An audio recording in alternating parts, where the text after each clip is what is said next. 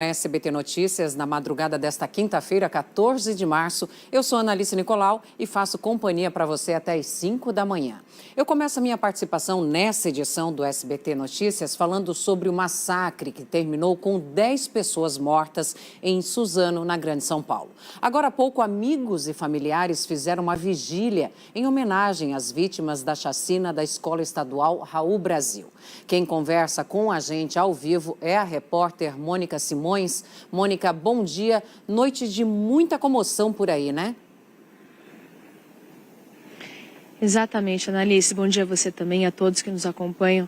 Olha, momento de muita comoção, muita tristeza também. Uma vigília foi montada aqui no início da noite, também início da madrugada, mas começou a chover um pouco, Analice, e as pessoas acabaram se dispersando, mas muitas vão participar do velório que vai acontecer por volta das 7 horas da manhã, aqui do ladinho do ginásio, Arena Suzano. A gente pode ver aqui, ainda há homenagens, tem muitas flores brancas, principalmente, tem algumas amarelas, tem também velas. Olha, Analice, as pessoas paravam aqui em frente, ficavam de frente para esse memorial, digamos assim, e aí elas fechavam os olhos, faziam uma oração, prestavam homenagem, muitas chorando muito, Analice. Foi uma história muito triste, né? Ninguém esperava por isso, uma cidade tão pequena como Suzano. Inclusive, eu conversei com uma mãe, ela trouxe a filha dela para cá, e a menina estava muito nervosa, ainda muito assustada com tudo que aconteceu. E ela não queria voltar para a escola. Então a mãe preferiu trazê-la aqui para ver as homenagens, olhar para a escola. E a mãe também muito comovida, né? Porque ela trabalha em São Paulo e quando houve aí esse anúncio dessa tragédia, ela não sabia em qual escola era. Então ela chegou aqui, Analice, chorando demais. A menina também chorou muito. Então muitas pessoas passaram por aqui e o clima foi só de comoção e não é para menos, né? Agora a gente vai conferir mais informações sobre esse massacre terrível que aconteceu aqui em Suzano, na reportagem de José Luiz Filho. Os atiradores chegaram em um carro branco. Um deles desce pela porta do passageiro carregando uma mochila.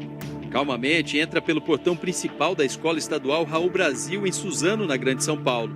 O outro desce do veículo também carregando uma mochila e um objeto grande nas mãos e entra correndo. As imagens da parte de dentro da escola mostram alguns alunos e funcionários ao lado da secretaria, logo na entrada. O jovem de boné e mochila é Guilherme Tauti Monteiro. Ele entra de maneira discreta, vira de costas, saca a arma e começa a disparar. Guilherme mira no grupo e dá vários tiros. Em respeito às vítimas e aos familiares, nós não vamos mostrar a sequência deste trecho. Pouco depois, o outro assassino, Luiz Henrique de Castro, entra. Ele solta a mochila, pega um machado e dá golpes nas vítimas que estão caídas. De repente, uma menina aparece correndo e é agredida com socos, mas consegue fugir. Nessa hora, vários alunos passam pelo assassino correndo, tentando escapar. O criminoso ataca com golpes de machado quem aparece pela frente. Na sequência, ele corre para os fundos da escola enquanto estudantes desesperados fogem pela porta principal. A câmera de uma casa vizinha mostra o desespero de alunos fugindo. Em pânico, alguns estudantes pulam o muro. De acordo com a polícia, após os disparos, o atirador mais jovem, Guilherme, matou o comparsa e depois cometeu suicídio.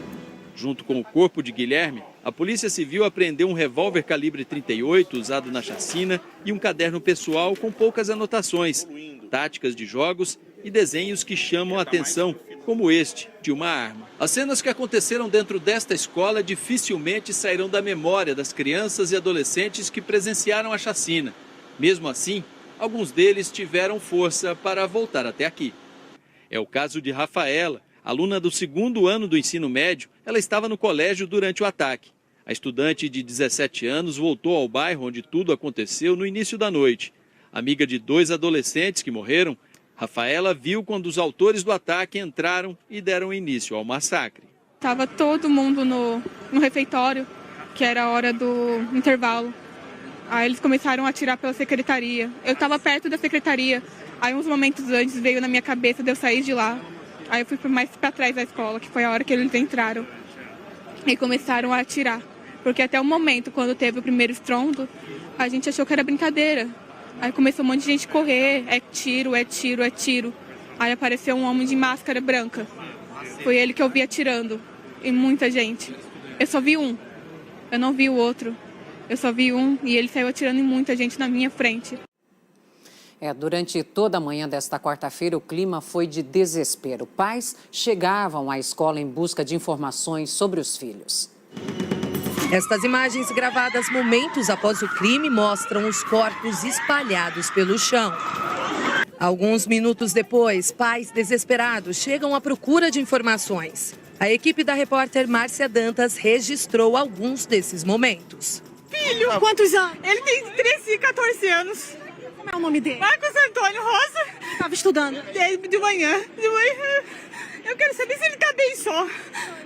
Ingrid machucou o braço e o pé, mas conseguiu escapar do ataque. Foi tudo, muito rápido. A gente foi um tiro e a gente pensou que alguma coisa tinha caído, mas aí depois atiraram de novo e veio o menino falando que era tiro. Aí a gente conseguiu pular o muro, eu consegui pular o muro, mas eu se machuquei um pouco. A filha do Rogério estava na escola e se escondeu no banheiro para pedir socorro ao pai. Pai, pelo amor de Deus, pai, vem logo, tá dando tiro na escola. Eu fiquei desesperado, larguei o telefone no carro e vim cortando na contramão até chegar aqui. Mas ela tá bem, gente, graças a Deus. Foi na hora do intervalo, nós estávamos servindo a merenda para as crianças. E aí foi aquela coisa horrível, porque nós achávamos que fosse bombinha. E não era, as crianças começaram a correr pelo pátio afora. Era a hora do intervalo e o pátio estava cheio de alunos. Somente quando já estavam dentro da escola que os criminosos colocaram as máscaras.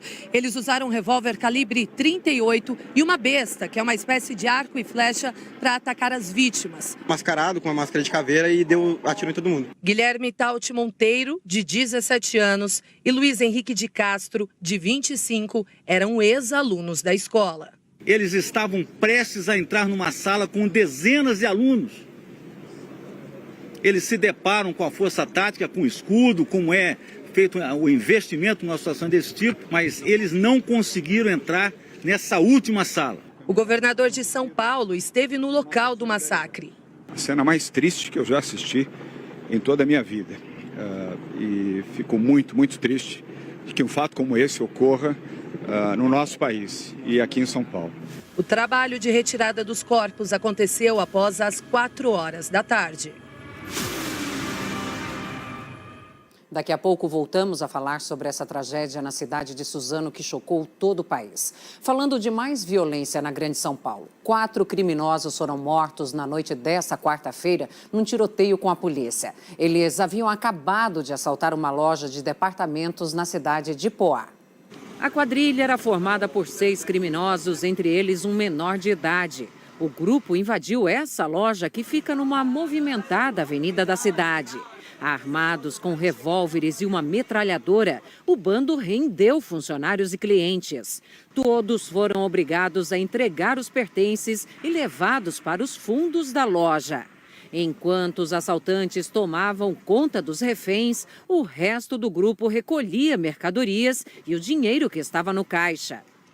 Logo depois, os assaltantes fugiram para uma casa que servia de base para os criminosos. O que eles não esperavam é que o rastreador de um dos celulares levaria a polícia até os suspeitos. Ao chegar no local, os policiais foram recebidos a tiros.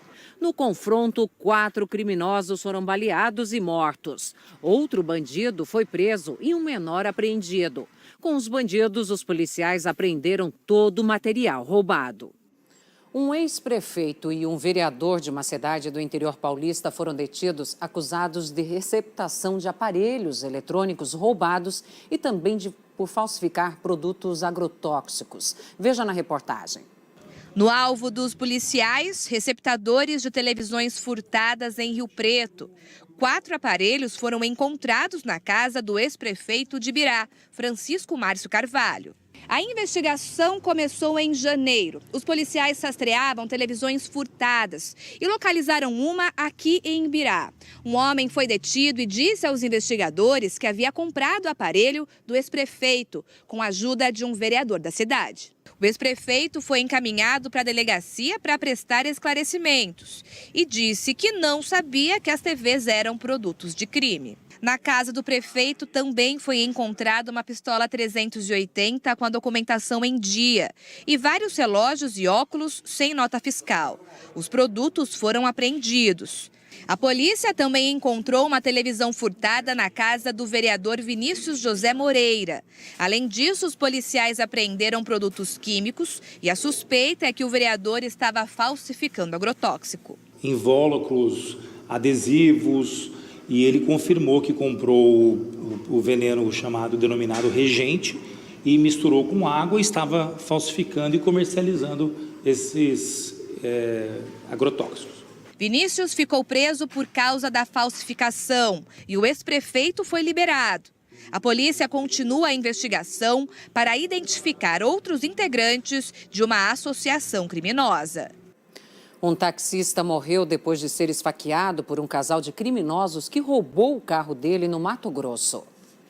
Júlio César, de 35 anos, havia acabado de chegar ao final de uma corrida quando os supostos clientes anunciaram assalto. Ele levou vários golpes de faca antes de ser deixado no meio da rua todo ensanguentado.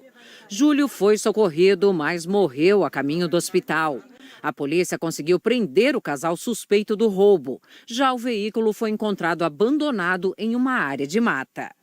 E a polícia procura integrantes da quadrilha que sequestrou 3 pecuaristas no interior do Paraná. As vítimas foram atraídas pelos criminosos por uma proposta de venda de gado, o chamado golpe do chute. As vítimas são da cidade de Douradina, no noroeste do Paraná. Vieram a Cascavel, no oeste do estado, na segunda-feira. Por mais de 24 horas, ficaram reféns em um cativeiro. Durante este tempo, passaram por momentos de tensão, pavor e sofreram tortura psicológica. Os sequestradores registraram vídeos ameaçando matar as vítimas e enviaram o conteúdo para as famílias como forma de pressionar. Mas a estratégia não deu certo. Os familiares procuraram a Polícia Civil. Os bandidos desconfiaram da demora no pagamento do resgate e decidiram abandonar o cativeiro, fugindo com a caminhonete de um dos pecuaristas. A polícia já sabe que o veículo cruzou a fronteira e está no Paraguai. Durante a manhã, o grupo especializado da Polícia Civil, o Tigre, fez várias buscas na região norte de Cascavel e conseguiu prender um dos sequestradores. O homem não teve o nome divulgado. Ele tem 23 anos de idade e é conhecido pelo apelido Pequeno. De acordo com a polícia, ele confessou o crime e disse ter várias passagens por tráfico de drogas. O retrato falado de outros 2 sequestradores já está sendo divulgado pela Polícia do Paraná. O Tribunal de Justiça de Minas Gerais decretou novamente a prisão dos 13 funcionários e engenheiros da Vale que estavam em liberdade. Para os desembargadores, as prisões são necessárias para o bom andamento do inquérito policial. Uma CPI criada para apurar o desastre aprovou a convocação do presidente afastado da Vale, Fábio Schwarzman. Ele deixou o comando da mineradora no dia 2 de março. O Ministério Público de Minas Gerais quer que a Companhia Siderúrgica Nacional realoque cerca de 2.500 moradores de Congonhas. Levantamentos mostram que, no caso de rompimento de uma das barragens da empresa, centenas de casas seriam atingidas em apenas 30 segundos. No documento expedido pela comarca de Congonhas, o Ministério Público leva em consideração diversos agravantes que colocam em risco a segurança dos moradores dos bairros Cristo Rei e Residencial. E a gente não aguenta mais. Eu vou pedir ajuda, a gente pedir ajuda para eles fazerem alguma coisa para nós antes que aconteça. E depois que acontecer, vir aqui tirar, arregatar nós mortos, não adianta não.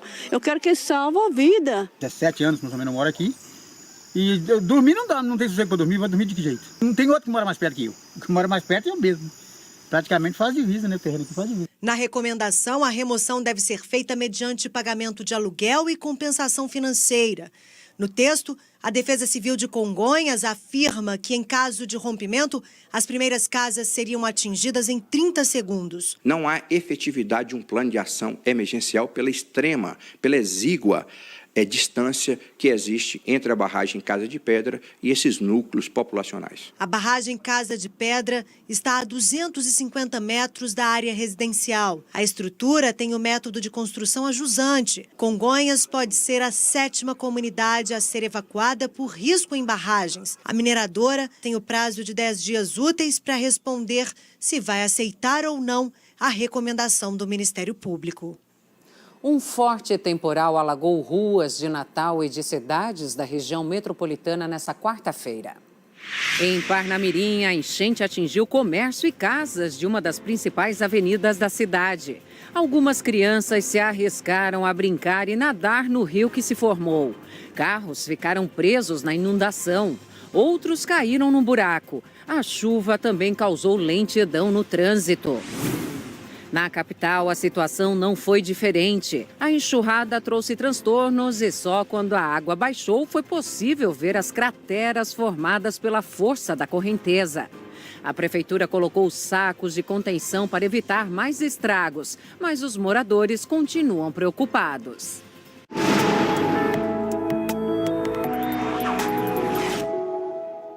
Previsão de tempo instável em todo o país. A chuva ganha força nesta quinta-feira devido à formação de 2 áreas de baixa pressão atmosférica, uma no Paraguai e outra na costa de São Paulo. A umidade que vem da Amazônia chega a áreas centrais do país e não se descarta temporais com muitas descargas elétricas do norte de Santa Catarina, São Paulo até o sul de Minas Gerais. No norte da região nordeste, a chuva continua de forma volumosa. O sol predomina em áreas do Rio Grande do Sul, norte de Minas Gerais e sul da Bahia. Máxima de 30 graus em Curitiba e 31 em Belo Horizonte. Florianópolis terá chuva isolada e máxima de 25 graus. Em Campo Grande, chuva volumosa e tempo abafado, com máxima de 29. Em Fortaleza, 32. Na capital paulista também faz 32 graus, mas o sol aparece. Podem ocorrer pancadas de chuva a qualquer hora do dia. E vamos às notícias internacionais. No Texas, tempestades provocaram ventos de mais de 120 km por hora. A região norte foi a mais atingida. A força do vento tombou uma casa móvel, além de danificar residências e galpões. Em um pequeno aeroporto do estado, aviões bimotores foram arrastados. Apesar dos estragos, apenas uma pessoa se feriu. Na Escócia, um cachorro que se perdeu do dono numa tempestade foi resgatado após passar 2 dias em uma área montanhosa coberta de neve. O animal foi encontrado por uma equipe da Agência Marítima e Costeira que fazia um treinamento de inverno e içado por um helicóptero. O regime de Nicolás Maduro informou que a energia elétrica voltou em todo o território venezuelano após 6 dias de blackout. A falta de energia elétrica interrompeu serviços de saúde e distribuição de água. A oposição ao regime afirma que pelo menos 15 pessoas morreram em hospitais. Maduro continua afirmando que o apagão foi causado por um cyberataque ao sistema energético do país. E você vai ver a seguir: assassinatos da vereadora Marielle Franco e do motorista dela, Anderson Gomes, completam 1 ano. Canadá e Estados Unidos também decidem suspender o uso do avião 737 MAX 8 e 9 da Boeing. E adolescente apreendido pela polícia era simpatizante dos atiradores da escola de Suzano e sabia que massacre estava sendo planejado. Daqui a pouco, no SBT Notícias. Você já conhece a Caixa Azul do